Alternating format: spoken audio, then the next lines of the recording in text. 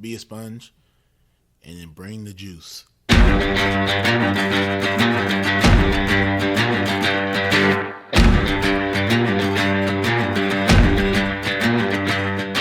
By focusing on your improvement, by focusing on your progress, and eliminating any fixed mindset that you may have and acts of perfectionism, then you encourage your own mastery. On some level, we do what we want to do 24 hours a day. Now, sometimes it may not seem like that, but if I'm choosing to work instead of sleep, what I'm actually saying is keeping my job is more important than sleeping. I'm tired of this. I'm tired of getting beat. What can I do to get over this hump? So mentally, that's when I kind of put that forefront, like, hey, it's either all or nothing. I like to put failure in quotations because I don't believe that failure is true failure if you're looking at it with the right mindset. The truth is, the journey to greatness is hard. It takes time, it takes effort, it takes focus, and every day you have to decide what you value, what you want to pursue, and what you want to achieve. And if you dig deep enough, if you push hard enough, we all have what it takes to be great. Welcome to the Edge of Greatness.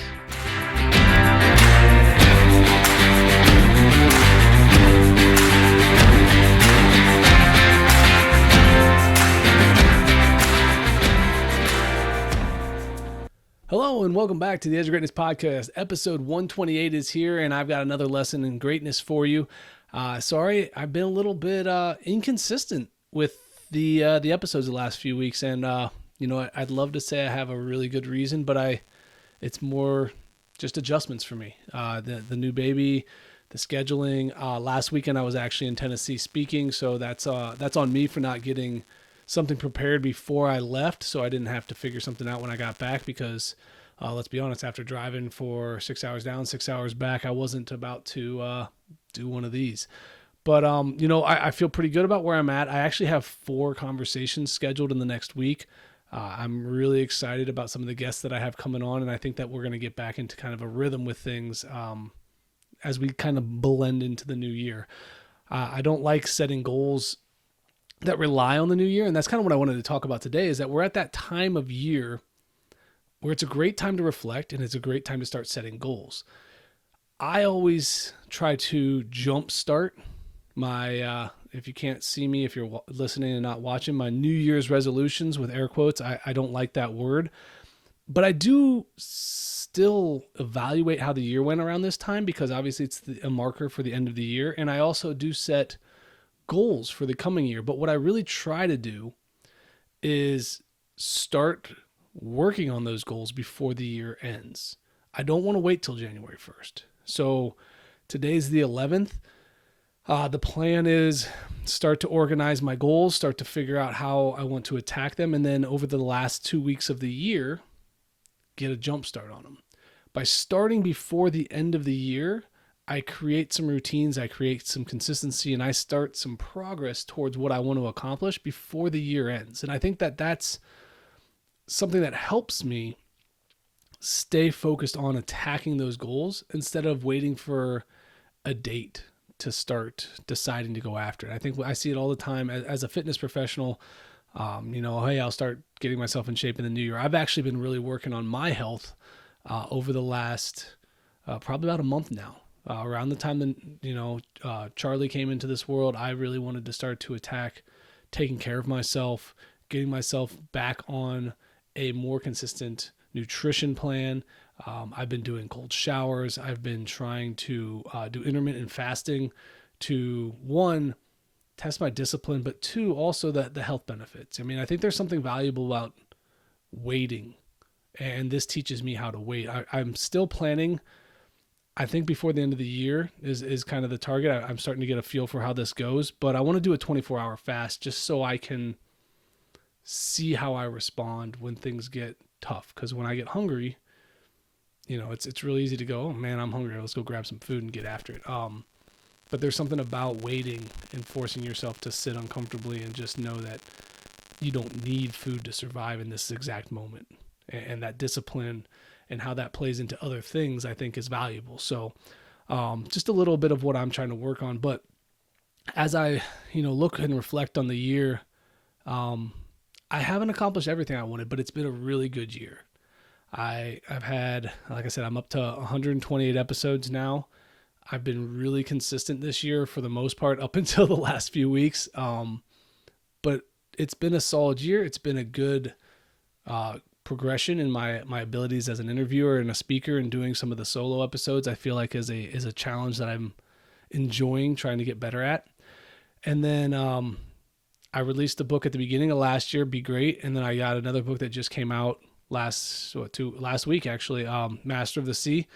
So that's pretty cool. I've got 2 of those. I had a summit a few months back, which I thought went really well, and I'm excited because I'm going to try to do it again next year, and I want to keep that going and kind of build on that. And the bigger thing is I feel like I'm gaining momentum when it comes to becoming a voice for how to attack excellence and how to attack greatness. I've been receiving really solid feedback. I've been getting more and more people connecting with me, asking questions. And I'm excited about the prospects of what that means, because I really did get into this to try to make an impact, to try to help people. Obviously, if I can get to a point where this makes me some money and I can get something out of that, that's fantastic. That's obviously one of my goals with this, because if I can support it, I can sustain it and keep it going. It definitely becomes harder to do things, even if we enjoy them, with the amount of time that they take up with 3 kids and everything like that, if they don't have some kind of return.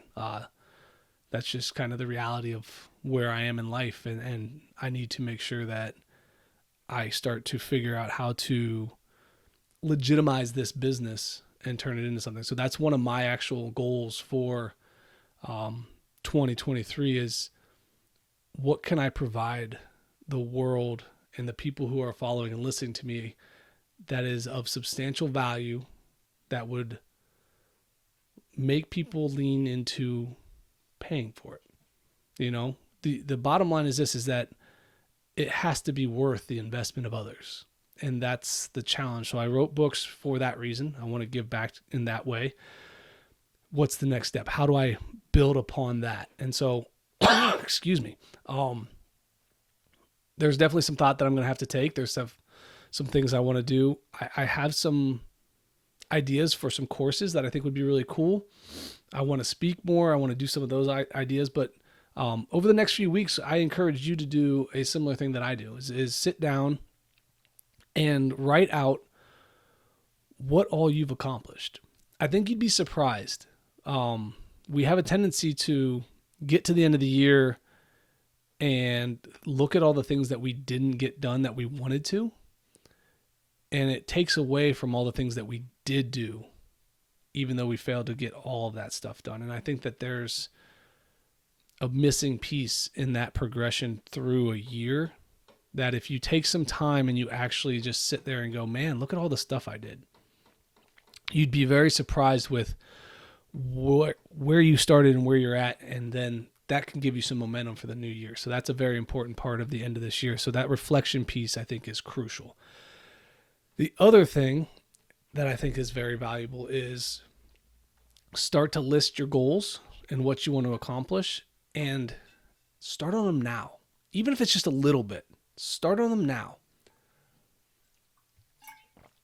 By beginning to do that now and not waiting, like I said earlier, it creates momentum for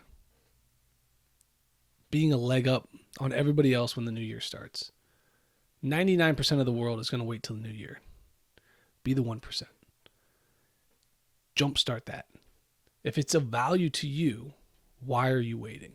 And so if you need help with some of those goal setting, if you need some advice on how to attack it, shoot me an email. Let me know. Charles@theedgeofgreatnessproject.com. I'd love to assist. I'd love to connect. I'd love to hear what all you've accomplished this year. And excuse me, as you can tell, we've been battling some bugs in this house. The pleasures of 3 kids.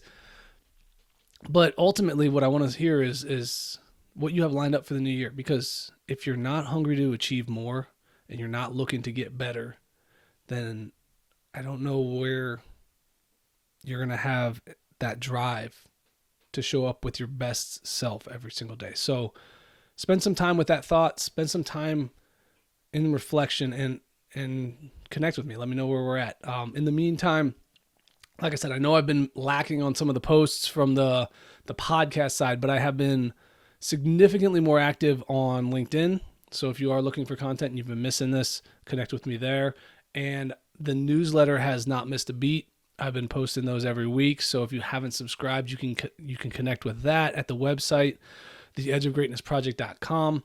And I've also been adding more blog posts, and you can find that at the website as well. So while this has definitely taken a step back in the moment, just because I have not done a very good job of emailing people and connecting and doing the little things that are required of finding guests, I have been doing what I can in my spare time to write more and to create content in that way. So it may not be what you have been used to hearing, but there are some things out there for you to connect with. So that's all I got for today. I didn't want to make this too long. I just kind of wanted to connect with you guys and let you know, look, I know I've been missing some spots on the podcast end of things, but like I said, I've got 4 conversations scheduled in the next week, and I'm very excited about some of these guests that I got coming on, and I think you'll enjoy the stories that they have to share and tell. So in the meantime, guys, keep reaching for the stars. Fall flat on your face, but remember, whenever we fall, always get up. Thank you for joining us today on the Edge of Greatness podcast. If you haven't yet, please take a minute now to subscribe and review our show. Join us again next week as we continue to dig deeper into the key components of greatness. The path to greatness is never linear, so remember to keep pursuing greatness no matter what.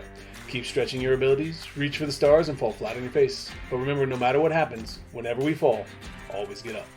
Until next time, I'm Charles Schultz, and this was the Edge of Greatness podcast.